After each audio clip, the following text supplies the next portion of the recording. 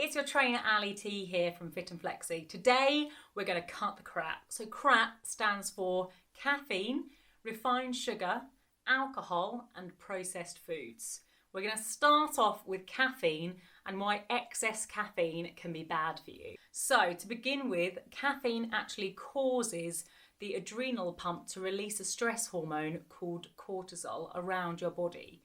Cortisol actually causes the body to hold on to excess fat because it puts you in that flight or fight kind of syndrome, thinking that there's something that you're going to have to fight off fairly soon. So you might feel like you're walking around being super efficient, high on caffeine, whereas actually your body is struggling and really pushing you to its absolute extreme, thinking that you're in a really stressful situation and need all of this energy floating around the body.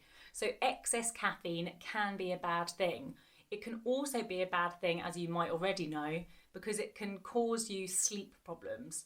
As soon as you're high on that caffeine, it's quite difficult to A, get to sleep and also stay asleep because your body is already, like I said, in that stressed out phase where it's difficult to then relax and chill out and go to sleep. So you're not actually getting the best sleep cycle that your body needs, and sleep is really important.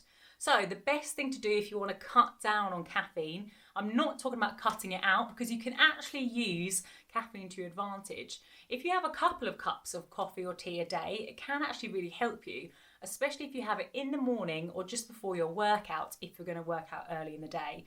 Then you can use the energy that your body is producing to fire on all cylinders to get the best out of your workout and be the most productive that you can be.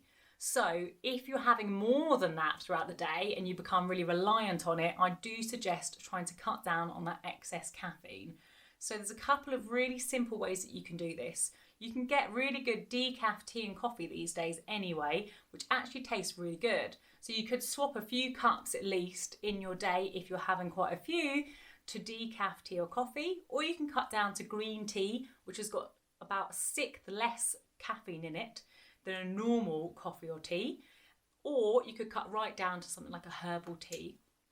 Also think about the junk that could be in your tea or coffee if you're getting it from a chain in the high street. So think about that. So there's all these hidden calories. If you're getting some kind of latte with like cream on top and sugary syrup and stuff like that in your coffee, maybe think about those excess calories that you're just drinking down that you could actually be putting towards your food, eating a lot more food. I know I love my food, so I'd much rather eat my calories than be drinking all of these excess calories in your coffee. So even when you change to decaf tea and coffee, do make sure that you're cutting down on those extra calories if you're buying your tea and coffee from a store.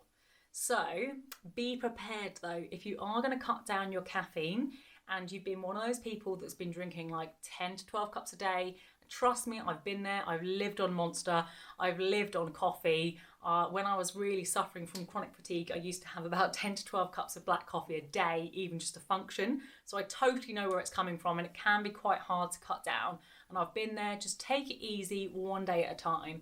Also, maybe expect a little headache. So just for a few days, and then after you've started to slowly cut down the caffeine, which is why I recommend doing it slowly and not just going cold turkey, that headache will slowly fade and then you will actually feel much better. Hopefully you'll get a much better night's sleep. So if you're struggling with sleep, maybe look at your caffeine intake. And even if you're not going to cut it down, try to have it a bit earlier on in the day. So give yourself a little time limit as to when you're going to have your coffee until, and then stop in the afternoon and maybe swap to decaf coffee or tea in the afternoon. The R in CRAP stands for refined sugar. There is a plethora of reasons why excess sugar is bad for you, but the end result is that excess sugar makes you store fat. And when trying to lose fat throughout the year, the last thing you want to be doing is eating something that's going to make you store fat onto your body when you don't want it. So sugar is very valuable at times with your body. It is a great energy source, and just like caffeine, you can use it to help you just before your workout as a little spike of energy.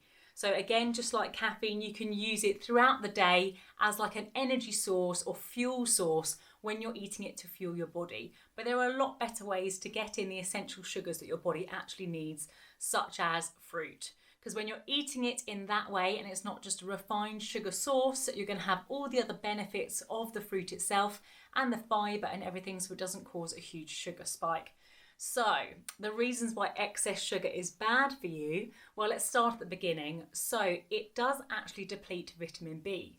Vitamin B is really important for the body. It helps your metabolism, helps glossy, healthy hair growth, helps your nails to grow, and really helps your immunity. So by eating excess refined sugars, you're actually causing a depletion in vitamin B in your body. So without you even knowing it, all of those products that you're buying to make your hair grow, to make your nails look good, to make your skin look good, to boost your immunity, you probably don't even need.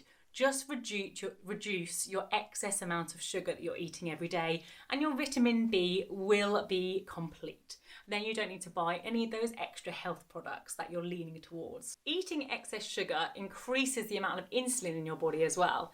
Insulin turns the sugar into fat on your body as a storage of sugar and energy.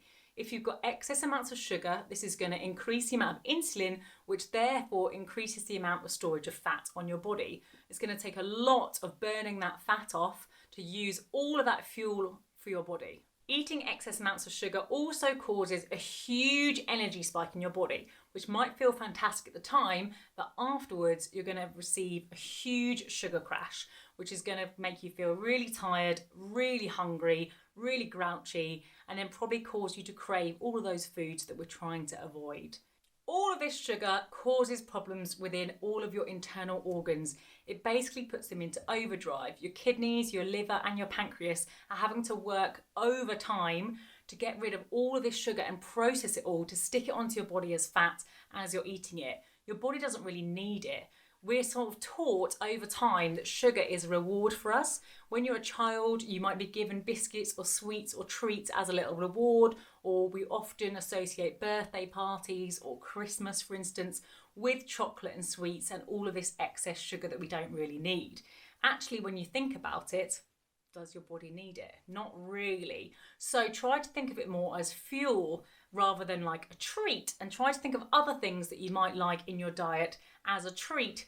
And I know it might sound silly right now, but you really can train your body to think of other things as a treat, such as fruit like blueberries or strawberries or berries. Anything like that will actually start to taste really, really sweet when you cut down your amounts of excess refined sugar. Also, think about how good it's going to taste when you have your next piece of birthday cake if you haven't had cake or biscuits or chocolate for the last few weeks. The A in CRAP stands for alcohol.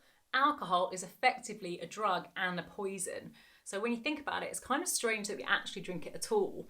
I actually don't drink alcohol at all just because I can't drink it, because I have had an autoimmune liver disease. So I have witnessed firsthand the impact of not having a healthy liver. Now I've witnessed that firsthand, there's no way in hell that I would put a poison or a toxin into my body to cause me to feel as bad as you do when you have a hangover. The benefits of avoiding alcohol is that you will be slimmer, you're going to lose all of that tummy fat, you'll look younger, you'll have increased energy, you'll feel so much better. Imagine not waking up feeling hungover. You'll be smarter and you're going to be more fertile. Lastly, the P in CRAP stands for processed foods. So, processed foods themselves aren't actually like bad for you. What we're talking about is all those things that you don't know about that are in processed foods. So if you turn over the back of any food in your cupboard, if there's anything in the ingredients that you can't pronounce, maybe you shouldn't be eating it. Also, check out all of the things that people label as sugar on the back of your ingredients. And they try to hide it with all sorts of different labels, such as maltodextrose, which actually stands for sugars. So have a look on the back of any processed food that you have in your cupboard, and you'll actually have lots of different funky ingredients in there, which your body does not need. If you start to cook stuff from scratch, then at least you know exactly what you're putting into your body, and your body won't be feeling tired or lethargic or really hungry or getting cravings, because you're actually putting all of these things into your body that you're not aware of. Again, really simply, think about those cereal bars. that you might grab for breakfast that will have an excess amount of refined sugar in it. It might also have lots of salts in there to make you crave those sugar bars. It might not even have any nutrients in it at all, and you might burn through it in 2 seconds and then feel really hungry again. So it's all of those things that are hidden within processed foods that you might not actually be aware of. Again, going back to those coffees as well that you might get from a shop, think always think about what's going to be in food when you're buying it from someone else and they've made it for you. It's always better to make your own food from scratch so that you know the whole list of ingredients, and basically it should be very, very simple with what you're putting into your body. To sum up, in total, I'm not saying all of these things are totally evil and that you shouldn't have them at all. Just have a think about what you are putting into your body. And if you're a particular culprit of any of one of these areas, whether it's caffeine, refined sugars, alcohol, or processed foods, maybe have a think about cutting back on a couple of areas, because at the end of the day, it's all about everything being in moderation rather than huge spikes of anything.